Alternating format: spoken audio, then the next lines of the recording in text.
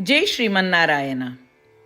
उत्तर अमेरिकायाम् अर्कन्सा नगरे बेण्टन्विल् क्षेत्रे स्थित श्रीरामानुजदास श्रीमन् वेणुगोपालमहोदयः भगवद्गीतायाः भाष्यं दत्तवान्।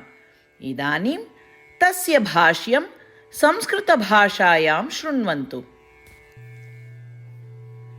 अष्टादशोऽध्यायः मोक्षसंन्यासयोगः। नवमः श्लोकः।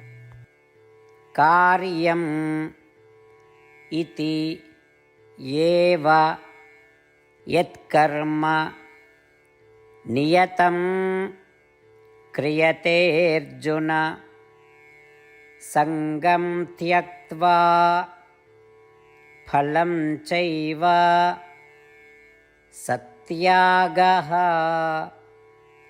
सात्विको मतः। ओम। गीताचार्यः श्रीकृष्ण परमात्मा अर्जुन समेतम् अस्मान् सर्वान् मोक्षसंन्यासयोगं शिक्षयति। परमात्मा वदति, अर्जुन, शास्त्रोक्तनियतं कर्म कर्तव्यमेव इति मत्वा कर्मसु कर्मफलेषु च सङ्गं त्यक्त्वा यत् कर्म क्रियते सः सात्विकत्यागः इति मतः। एवं श्रीकृष्ण परमात्मा अत्र स्पष्टतया वर्णयति यत् यानि कर्माणि शास्त्रोक्तनियमानुसारं मम कर्म, अत्र अहं साधनमस्मि इति भावनया कृतं भवति, कर्मफलेषु सङ्गं विना च कृतं भवति, सः सात्विकत्यागः भवति इति। अतः शास्त्रोक्तकर्माणि अपि श्रीमन्नारायणाय कृतविविधपूजाविधानाः इति मत्वा सर्वाणि कर्माणि श्रीमन्नारायणाय कृतपूजा इति विचार्य कर्मफलम् अनिच्छन्तः वैदिककर्माणि कुर्वन्तः श्रीमन्नारायणप्राप्तिः एव जीवलक्ष्यम् इति मत्वा श्रीमन्नारायणे एव शरणागतिं कुर्वन्तः वयं सर्वे श्रीकृष्णपरमात्मनः वचनानि अनुसरामः। कार्यमित्येव यत्कर्म नियतं क्रियतेऽर्जुन सङ्गं त्यक्त्वा फलं चैव सत्यागः सात्विको मतः। श्रीमद्भगवद्गीतायाः सारांशः, अष्टप्रतिज्ञाः च। श्रीकृष्णपरमात्मना भगवद्गीतायाः 18 अध्याये 65 श्लोकात् 70 श्लोकेषु 8 विषयाः गीतायाः सारांशरूपेण उक्ताः सन्ति। श्रीकृष्णः वदति, एतेषाम् 8 विषयाणाम् अनुसारिणः एव मम प्रियाः, अहं तान् सर्वथा रक्षिष्यामि इति। श्रीकृष्णपरमात्मनः सम्पूर्णां भगवद्गीतां श्रुत्वा अर्जुनः वदति यत् करिष्ये वचनं तव इत्युक्ते, हे कृष्ण, भवान् यथा वदति तथैव करिष्यामि। अत एव श्रीकृष्णः सर्वविधसाफल्येन जयेन च अर्जुनम् अनुगृहीतवान् अस्ति। वयमपि एतान् 8 विषयान् अनुसरेम इति प्रतिज्ञां कुर्मः।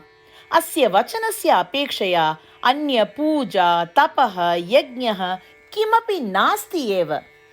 एताः 8 प्रतिज्ञाः स्वमनसि हृदये च धारयन्तु। एतया प्रतिज्ञया श्रीकृष्णस्य प्रीतं मुखं वयं पश्येम।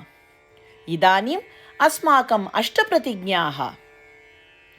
भो श्रीमन्नारायण, यथा सूचितं भवता अहं सदा भवन्तं ध्यायामि।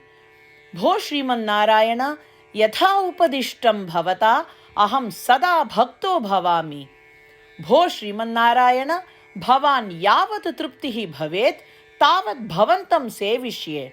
भो श्रीमन्नारायण, मम महती विश्वासः यत् अहं भवतः भक्तोऽस्मि। बद्धाञ्जलि भूत्वा भवन्तं सदा वन्दे। भो श्रीमन्नारायण, अहं भवतः वचनानि स्मरामि, मामेकं शरणं व्रज। भो श्रीमन्नारायण, भवतः चरणे एव आगतोऽस्मि। भो श्रीमन्नारायण, पुनः स्मरामि भवतः वचनं, मा शुच। अहं कदापि न दुःखो भवामि। भो श्रीमन्नारायण, श्रीमद्भगवद्गीताम् अस्मभ्यं दत्त्वा अस्मान् सर्वान् अनुगृहीतवान् अस्ति। प्रतिदिनं भगवद्गीतायाः एकं श्लोकं वा शृणोमि उत वदामि इति प्रतिज्ञां करिष्ये। भो श्रीमन्नारायण, सर्वेभ्यः मानवेभ्यः भगवद्गीता भवता अनुगृहीता अस्ति। अज्ञातेभ्यः जनेभ्यः अपि एतां भगवद्गीतां नेतुं यतिष्ये। भो श्रीमन्नारायण, यथा भवता उक्तं तथा करिष्ये। यथा भवतः इच्छा तथैव आचरणं करिष्ये। भवतः एव सेवां करिष्ये। यदि एवं श्रीमन्नारायणस्य वचनं पालयेम तर्हि तदेव प्रत्येकस्य पूजा भविष्यति। पूर्णविश्वासेन पुनः प्रतिज्ञां कुर्मः। भो श्रीमन्नारायण, करिष्ये वचनं तव। कार्यम् इति एव यत्कर्म नियतं क्रियतेऽर्जुन, सङ्गं त्यक्त्वा फलं चैव सत्यागः सात्विको मतः। ॐ